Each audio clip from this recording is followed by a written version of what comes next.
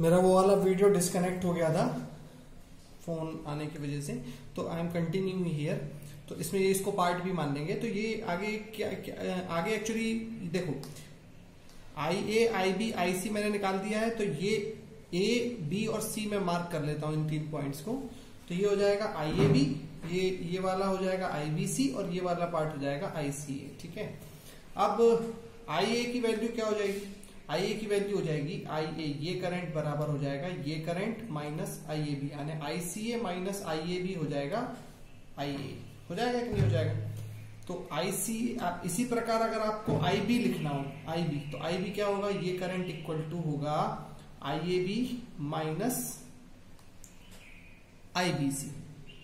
और अगर आपको मैं बोलूं IC लिखना हो तो क्या होगा? IC हो जाएगा मेरा IBC माइनस ICA। तो इस तरह से IA, IB, IC आप फेज करंट के फॉर्म में लिख सकते हैं।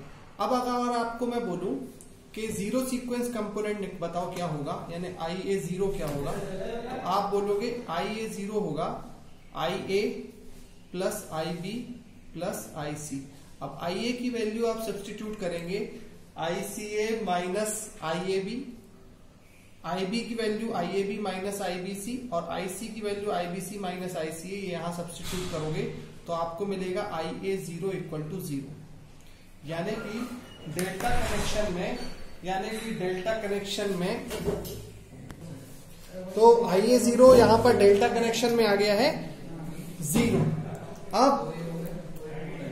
अब आगे, हाँ, तो फाइनली कंक्लूजन देखो, मैंने ये सब इसलिए पढ़ाया है स्टूडेंट्स ताकि आप ये जान पाएं कि अब कभी भी 3 फेज वाइंडिंग में स्टार का जिक्र होगा या डेल्टा का जिक्र होगा, तो चाहे अगर स्टार का जिक्र होगा तो आई न्यूट्रल करंट और डेल्टा का जिक्र होगा तो आई न्यूट्रल करंट क्या बोलोगे? जीरो। और यहां पे बोलोगे 3 टाइम्स IA जीरो। मतलब neutral current in the star case is always 3 times zero sequence component. और VA जीरो यहां पर क्या हो जाएगा? एब्सेंट यानी जीरो। और यहां पर न्यूट्रल करंट तो जीरो था, लेकिन अगर मैं यहां पर आपको बोलूं लाइन करंट की वैल्यू निकालूं और फेज करंट की वैल्यू निकालूं, तो देखो स्टूडेंट्स यहां पर 2 अलग अलग चीजें होती हैं। फेज करंट तो प्रेजेंट होता है, फेज करंट की कोई ना कोई वैल्यू निकलेगी, लेकिन लाइन करंट जीरो निकलेगा। अभी थोड़ी देर पहले मैंने निकाला I लाइन, वो जीरो निकलेगा। ठीक है, और I न्यूट्रल तो वैसे ही जीरो हो गया था। तो इसका क्या मतलब हुआ? इसका मतलब ये हुआ कि अगर एक डायग्राम बनाया जाए डेल्टा का, नॉर्मल डायग्राम बनाया जाए, तो वो इस तरह से बन सकता है कि भाई एक कंपोनेंट तो है, एक कंपोनेंट लाइन हमेशा या इस पॉइंट से इस पॉइंट तक ऐसी जा रही है। तो फेज कंपोनेंट तो है, इसलिए हमने शॉर्ट सर्किट कर दिया कंपोनेंट लेने के लिए, लेकिन लाइन कंपोनेंट ओपन सर्किट है क्योंकि वो जीरो है। तो ये इंपॉर्टेंट एक पैरामीटर है जो आप लोगों को यहां समझना था, जो मैंने आपको यहां पे बता दिया। अब हम आगे बढ़ेंगे और अब हम अपने पूरे सिस्टम की स्टडी को 1 2 3 4 4 पार्ट्स में डिवाइड करके पढ़ाई करेंगे। तो 4 पार्ट्स क्या क्या हैं? आप स्टार कनेक्शन और डेल्टा कनेक्शन समझ चुके हैं। Now there are 4 parts, there are 4 parts of analysis. Now there are 4 parts. Number 1, alternator. Number 2, load. Number 3, transformer. And number 4, transmission line.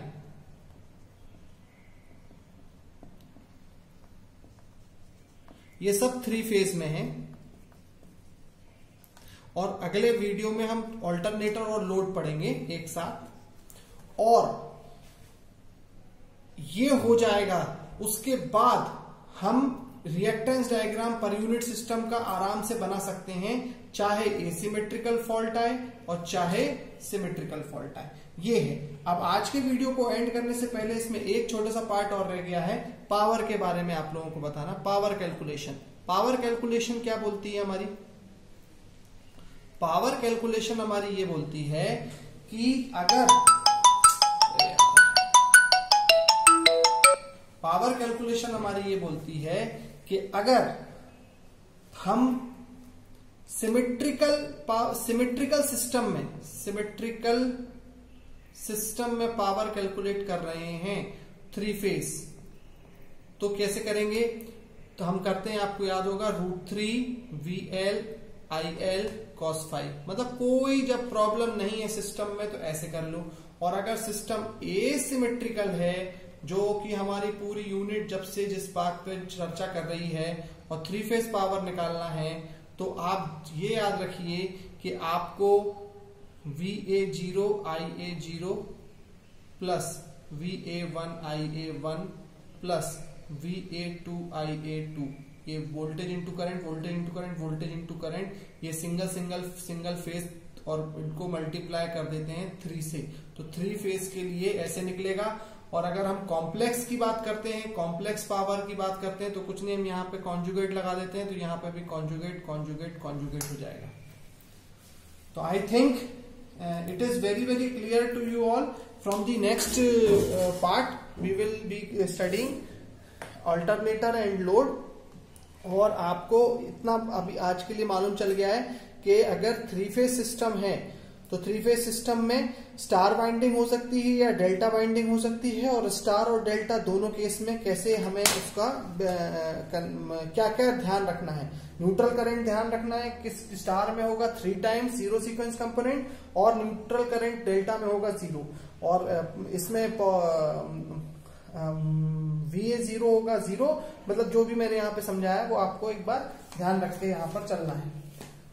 ठीक है students, I hope it is all clear to you. Meet you in the next video.